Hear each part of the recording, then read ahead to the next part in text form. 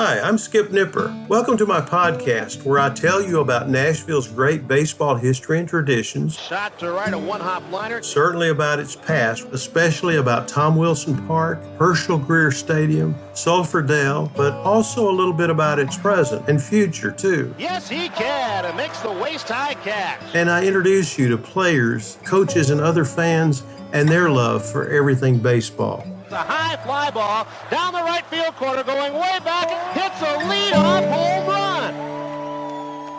Today, my guest is Phyllis Adkisson-Smith. Phyllis is in Texas, and her connection to Nashville baseball is her father was a Negro Leagues player, and he played for the Nashville Stars, among other teams. In fact, he had quite a career. He was a slugger, and he was quite well known.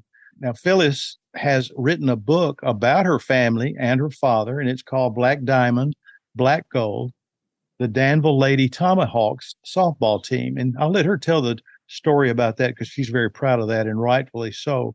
But we're going to talk a little bit about her dad here. I had misnamed him Willie Atkinson in some previous posts that I made, and I have apologized to her and her family, and I hope that still holds. But his name was Wilbur Atkinson. And thank you for coming on, Phyllis. I'm grateful. Thank you. It's a pleasure to be here. Phyllis, tell me about your mom and dad, because that's where it starts, the foundation of your family. Well, my mom was born in Union City, Tennessee, and my father was born in Dickinson County, Kingston Spring, Tennessee, and he moved to Nashville, Tennessee when he was a young boy. And they were married in Union City, Tennessee. But they grew up in Nashville. Did your mom grow up in Nashville too? No, she grew up in Union City, Tennessee. And your dad went to Pearl High School. Yes, he went to Pearl High School. And your mother had a career all of her own. Can you tell about that? Yes, my mother was a cosmetologist for 52 years. She held license in Tennessee as well as Illinois. And she was very proud of that fact of holding license and being able to work out of both states. My mother came to Nashville and she attended Madam C.J. Walker's beauty school, where my father's sister, Christine Benson, was attending beauty school to become a cosmetologist. And she would visit Christine. And one day she was at her house and she met my father. So they ended up becoming good friends, and then they eventually got married. And how many siblings do you have? I have three brothers. I had three brothers. Two of my brothers are deceased. My oldest brother, Ronald, died May 22nd, 2021. And my second oldest brother, Steve, died May 17, 2000. I have one sister that's still living, and I have a younger brother that's living. And you have children and grandchildren all your own, don't you? Yes. I have three boys and one girl. Nothing like them, right? Nothing like grandchildren. Now, you and your husband are in Texas, and what in your career was in the education?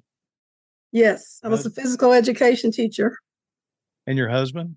My husband worked at Advanced Micro Devices. And I think his name's Gerald. His name is Gerald Smith. Good. He's from Chicago, Illinois. We're both from Illinois. Right. Now, what did your dad do? But I mean, before we get into his baseball career, what did he do along the way before he moved to Danville, like in Nashville, while he was playing ball? He played baseball, and baseball was his first love. And he worked at a glass company there in Nashville. And after that, he went to General Motors in Danville, Illinois, where he retired in 1977. He worked there for 28 years. Then he went to a community action weatherization program, and he worked there from 1977 to 1997 for the total of 20 years. Did he talk very much about his baseball career with his family? Not very much. Only time we really heard about baseball, if maybe he was watching baseball and it brought back a memory, or if his friends were over to the house and they would talk baseball, or if I was down on the ballpark with him, and you know how men get together, we used to call it shooting the breeze, and they would talk baseball, but not very much around the family. His picture is depicted on a picture that is highlighted Nashville Stars, and there were three teammates on that, and I think Jim Zapp who is one of those, was a special friend to your dad. Is that right? Yes, James Zapp, they call him Zipper Zapp. He was a very good family friend, very close friend. We would see him 2 times a year, sometimes 3 if we were lucky. And he would come and visit, and he kept in touch with me until the day he died. Oh, my goodness. So, yeah. Now, your dad's full name is Wilbur Clinton Atkinson, but he's often referred to in what few newspaper articles we can find and some research opportunities online. He's referred to as Yank. Do you know where that name came from? no, I do not know where the name came from. And he never talked about the name, and we never questioned him about the name. Yeah, I've looked, and I first thought maybe he played for the New York Black Yankees and, came back south, and maybe they named him that, but I can't find any evidence that there's a real connection to that. In your book, you write about him serving in the military, which my caps off to him. During World War II, was he drafted or did he enlist? Do you know? He enlisted in the service, as far as I know. And I know Tennessee was a volunteer state. And you also named some famous players that he played with, not only in the Negro Leagues, but also in the military, in the Army. Did you talk about playing games with them? Or I think maybe you've got a list of those in the book, some of the Yes, names I do. that are major league players. He also wrote a biography about himself. And in his biography, and also he explained to the family that he played in the Army, and he played for the island of Guam. And he said it was known as an Army Olympic tournament.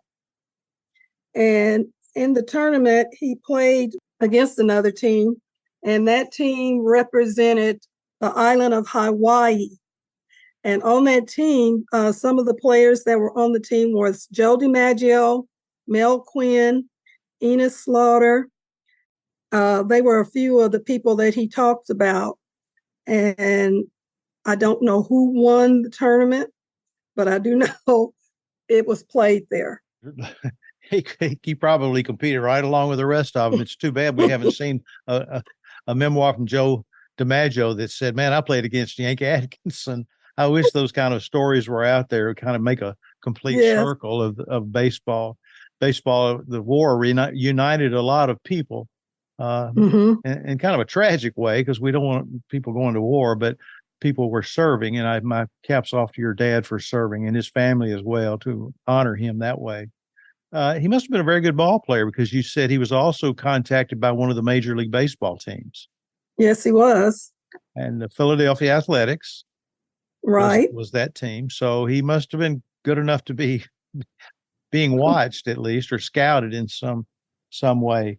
And he injured his ankle while playing for Norfolk. Did that end his playing days, that injury? Well, pretty much so. He did go ahead and play with a farm team out of Danville, Illinois. That's what brought him to the state of Illinois. He wanted to go and try out for the professional team, and he felt like his ankle wasn't strong enough, and he wasn't strong enough, so he needed to recover. So they sent him to Danville to play with the Danville Dans. He recovered, but they never called him back up. Do you know why he decided to make his home Danville? At that time, he was offered a job.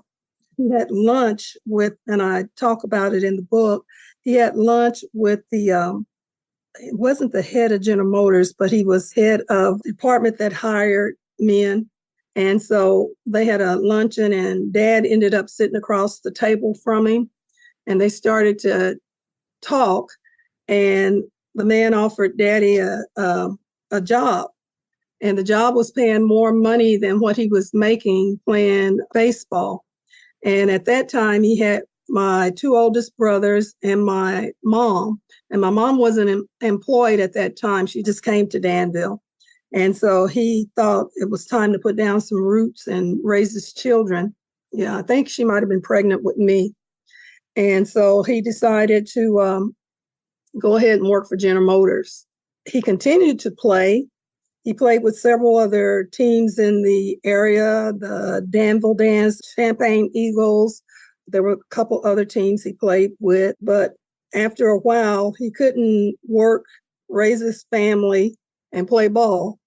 And so he decided to form a girls' softball team. So on the weekends, he would work with the girls' softball. He's not famous enough, I think, in Nashville. Your book does him great justice, I think, by telling that story, because I've researched here in Nashville. I know he played for the Nashville Cubs, which was a Negro Leagues team, kind of a minor league team for the Baltimore Elite Giants, owned by Tom Wilson, who lived here in Nashville. And they played their games mostly at Sulphur Dell, but they also traveled around. And then in 1951, I know that he played for the Nashville Stars, although the records are so spotty, mainly because the newspapers did not send a sports writer out to the ball games, which is kind of a tragic time. It's not fair, and we've lost a lot of information that way. That's why I applaud you for having your book. Did he tell about any stories about, would you recall the ballpark, Sulphur Dell, that name of that ballpark? Does that ring a bell with you at all? I remember going to that ballpark when I was a young child. But I don't remember any stories about it other than I almost got hit in the head with a baseball. But along those lines, when I said the newspapers didn't send sports writers out to cover the ball games. And what is reported is just probably what the general manager, the manager, or some player called back to the newspaper. And they would put it in the newspaper, I guess, in some sense of fairness, which it wasn't at all. But you write about the unfairness that he was confronted with, especially segregation and racism. And how did he deal with things like that? Well, my dad was a real humble man, and he didn't talk much about racism, ball, or the war, any of those things. He knew he was, they weren't doing him correct. And he knew, to argue was one thing, but they've already made their minds up. He wasn't going to change their minds. So he just, I guess, took it with a grain of salt and just, moved forward with his life. So he, talked about times when they would go on the road, the Chitlin circuit, and play. And if they were playing a mixed group, Caucasians and the African-American men, that the Black people, which are the African Americans, would have to enter the back door of whatever hotel they were staying in. Or if they weren't playing with a mixed group, they still would have to go in the back in the South. He said the North was a little better, but he did face that and the different water fountains. He talked about that. He talked about food when they go to eat. They had to be separated. They couldn't eat with the other teammates in certain places that they would play in. And that's just the whole gamut of the Black Chitlin circuit and just playing, with the mixed team together. Like I said, he didn't talk much about it.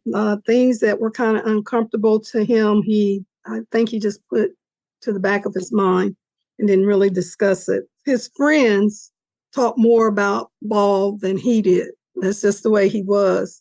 And also, I didn't mention when he came to Danville, he did play with the Dans, and he played, I believe the name of the team was Milwaukee Braves.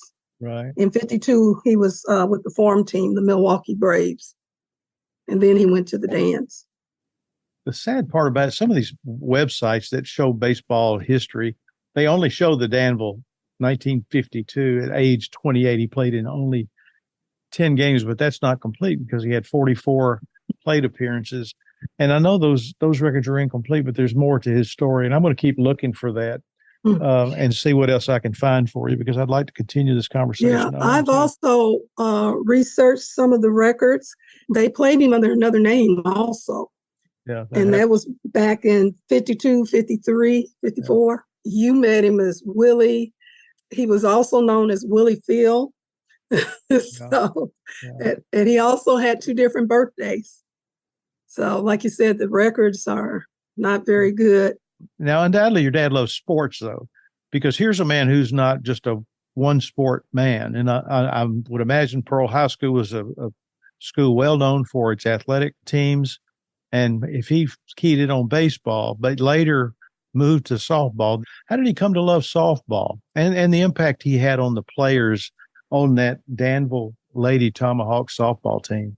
Well, when he came, I was young, so some of this is secondhand information, some from him, and then some I know myself, and then hand-me-down information from other people that knew him. From my knowledge, he worked at General Motors, and he worked with a man by the name of Jake Butler, and they called him Jake Butler. And Jake Butler, from what I understand, he had a girls/women softball team, and my dad would come out and assist Jake with practice after work.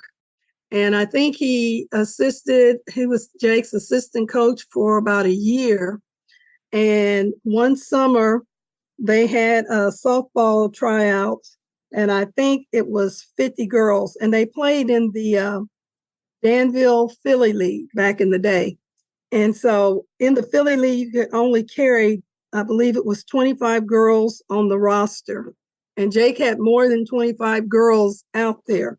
So they had their tryouts. Jake and Dad had been talking about Dad starting his own team in the future. And Dad would work under Jake to learn how to go about starting this girls' softball team. So that day at tryouts, Jake had chosen his 25 girls. You know how young ladies are. They were upset and crying because they weren't part of the 25 girls that had been chosen by Jake. And so my dad, who loves kids, had such a big heart. He didn't want to see any girl go home being sad and upset. So he went over to Jake and he asked Jake if he had chosen the girls that he wanted for the team. Jake said, yes, he has his girls. And Dad asked him again, and he looked down the list. He looked at the group of girls he had chosen, and he says, yes, I've chosen the girls. And so then Dad told Jake, he said, remember, we talked about me one day starting my team.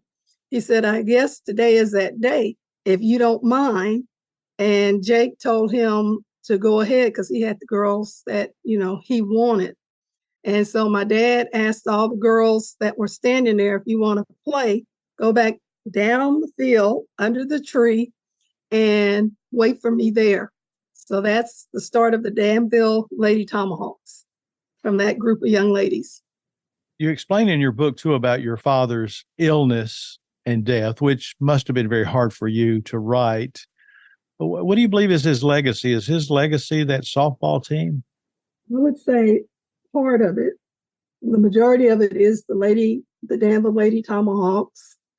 And for me, the rest of it would be his kindness, how he loved children's sports, and how he always encouraged young people, male, female, to go to school, get an education. If you're playing a sport, be the best that you can be at that sport. So, yes. And he was very supportive of my mother and her business and of his children. And she was supportive of this softball team as well, right? Yes, she was one of his major sponsors. She organized the cosmetologists in Danville and encouraged them to, have a group. She would encourage them to study and learn. She also, with her influence, the women in the community and the men that were barbers and other business owners would purchase uniforms for the team, as well as donate money for the girls to travel to the different states. And Danville was very supportive. The African American community was very, very supportive of the Danville Lady Tomahawks. And as I state in the book, we gave back to the community all we had to give, playing the game, because we felt like a lot of times the weight of the African American community rode on our backs. They enjoyed us and we enjoyed them. And like I said, she was very supportive of the team. She didn't mind my dad being with the girls. And the girls were very supportive of him and my mother. They would come back year after year to play the game, and he didn't have to beg them to come back. They would call him, when softball season's starting, and that kind of thing. And I would see him in the halls. Well, we had two high schools, but one public high school. The other one was private. And we would see each other in the hall. Man, we can't wait for spring, to get out there and play. It was a good feeling, and it's a good feeling to know that I had parents that were supportive of other people's children as well as their own. Now, there's another legacy, and that was formerly known as Carver Park in Danville, Illinois. Can you tell us about that? Well, Carver Park had two parts to it. There's an upper, well-established part of Carver Park on William Street.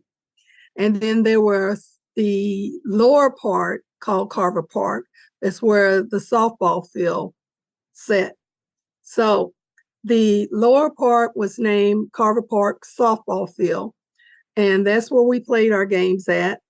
And we, the Lady Tomahawks, we had to travel across town to Lincoln Park or wherever we could find a park to practice in the beginning, to practice at.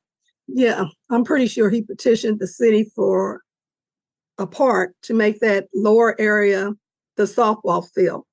So the city made the lower part of Carver Park, which is named after George Washington Carver, right, who was an African American. That lower part of the field became our home field. So that's where we practiced.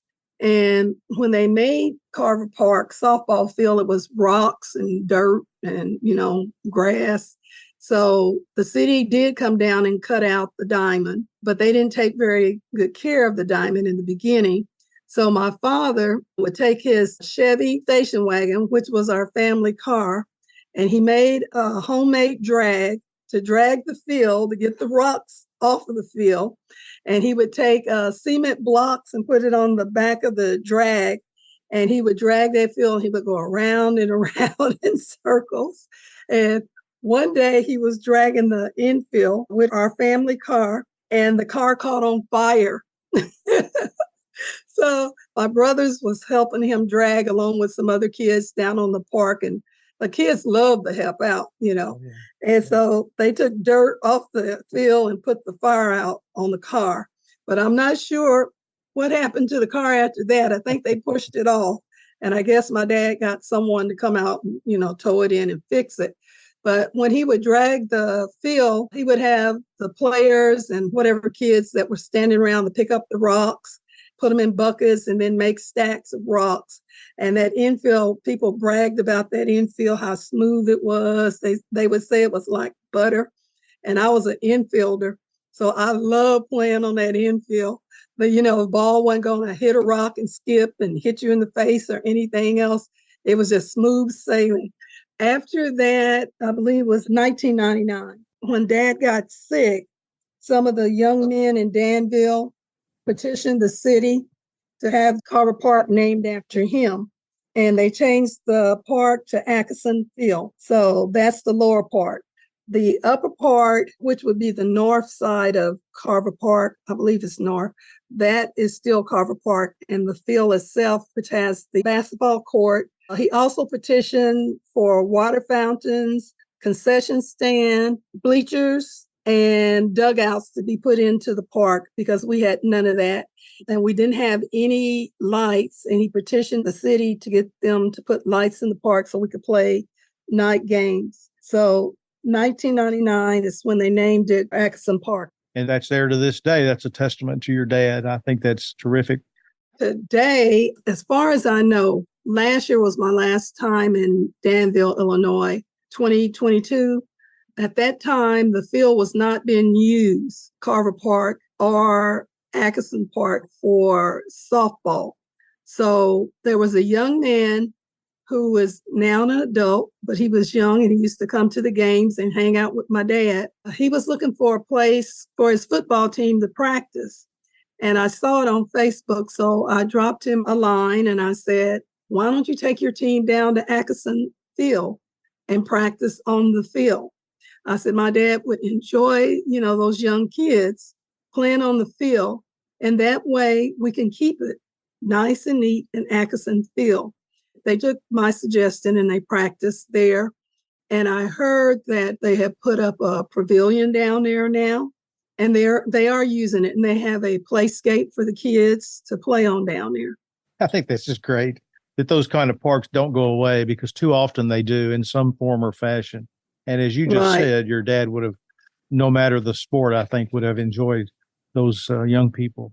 He's quite a influence on not only his family, but other young people as well. I think that's great. And you've done a magnificent job of telling that story in your book. Now, how can people buy your book if they hear this and they want to make a purchase? It's from Westbow Publishing. Yes, Westbow Press Publishing Company, Amazon, Barnes and Noble, and other outlets. Where did you go to college? Southern Illinois University in Carbondale, Illinois. And I also went to UT and Texas State. Well, my cap's off to you, too, for what you've done as an educator, because you've also you've carried your dad's legacy on that way, too, by influencing young people and through your church work, I'm sure, too. God bless you for that. I want to read a couple of things, too, before we go. You probably have seen these, maybe not, but the Nashville Banner, which was the evening newspaper in Nashville, on July the 1st, 1946, talks about Kansas City to meet Birmingham in the Sulphur Dell. But what it talks about was the Nashville Cubs' local entry in the Negro Southern League, all but sewed up first half honors yesterday. Now, that would have been Sunday, June the 30th, 1946, when they had a double win over Charlotte, 11-7 and 8-0. The Cubs rallied behind the big bat of Yank Akdisson, who hit 2 homers, a double, and a single to grab the first game. So I thought that was quite a testament to your dad. And there's another talk about the Nashville Cubs in 1947, and it mentions your dad, Yank Akdisson, hard-hitting outfielder for manager Felton Snow. And then in 1950, with the Nashville Stars, this is one of the few references that we have to the Nashville Stars, that he played right field, but some of his teammates were Doc Dennis, Stu Williams, Bill Fowkes, James Zapp, there's Zapper, Frank Russell, Yank Akdisson, and Dan Black. And it says, with Zapp, Dennis Russell, and Akdisson in the lineup, Nashville will present a quartet of the Loops, that's the league's hardest hitters. And then one more, this is from 1951 in April. It's talking about the Nashville Cubs will host Memphis. And it says, Paul Harris, acting manager of the Cubs, has secured several top-notch performers to bolster the team. Left fielder Yank Akdisson pacing the club with a .369 average, and another player had been outstanding in the spring games. So your dad was often listed first when they started calling out these team rosters. He was a great left-handed batter. I think I told you the story about him hitting the ball up to the church and over the steeple into the William Street. Yeah, tell that. And, well, we were at softball practice one day, and I believe it was Rose Driver was pitching. In the book, we talked about how, as a young team, we had a hard time hitting the fastball. So he took a couple of young ladies and, developed some pitchers. And Rose was one of the hardest pitchers that we had. And I believe he was facing Rose that day. And he told Rose where he wanted it. And he told her he was going to hit the ball up to the church into the William Street, which sets up on the hill. It's more than 100 meters, I know. So he was on the left hand hitting that day and his left side. And she threw the ball up there right where he wanted it. And he sent that ball up over that church into William Street. And everybody was like, wow, we couldn't believe he could hit that far. He was always hitting the ball out of the park, and I'm like, wow, I wish I could hit like him, which I wasn't bad. All of his players, every field we walked on, we would make the team. Yeah. So, and I remember when I came to Houston, I was playing for a team in Houston. The girls looked at me and they were all way taller than me, majority of them. And they go, well, what are you going to do? You're just a little thing. And I didn't say anything because I had told you this before. He told us always talk with our glove, our bat, and run with our feet and not trash talk. And so I got up to bat and I hit, left-handed and everybody pulling over, to the right side, thinking I'm going to hit down the right line, and I place it over the left field. So he also taught us how to play sit, bunt. And we started off as a fast pitch team. And then we went to slow pitch. It wasn't too many positions we couldn't play, and he would make us play every position. He made us play every position. And then I became a coach of softball in the school district for a while. I remember I had a group of girls. You know how high schoolers are, they don't show up sometime. So I always remember what he told me, let your worst players get on the field and practice, because you never know when you're going to need them. And he would tell me, if you're in the third or fourth inning and you win in a game by a big lead, he said, put those girls in, put them in and let them play. So I had junior varsity one year, and my two main players didn't show up. So I had to go to my bench, and sitting on the bench was two girls that weren't very good. And I called them over to me and I said, today is your day to shine. And they looked at me, big smiles on their faces. They really wanted to play. They said, just tell us what to do, coach, and we're going to do it. Those girls went out there and they played their hearts out, and we won the game. I had to call him up and tell him, I said, you know what? Your advice was so good. It came in so handy that we won first place that year, junior varsity, our team. And we were playing the varsity girls, beating them. And he also told me, make your outfielders play infield and your infielders play outfield, because you never know. And he said, I bet you if a ball's hit out there on the ground to those outfielders, they're going to pick it up and throw it in as if they were infielder. And that's what they did, So he has some good coaching advice. He really knew the game well. I just wished he could have played longer and fulfilled his dream. He should have went. But like he said, he didn't think he would, shine. You never know what would have happened, but God put us where he needs us. And that's where he was needed, in Danville, Illinois. And he became the chauffeur for some kids. He went to basketball games, football games, anything doing with a ball and some track, he was there encouraging those kids to go ahead and do the best they possibly could do. Phyllis, I really appreciate this. It's been a joy. Hopefully we'll do it again soon. You take care. And when I come to Nashville, I have to look you up.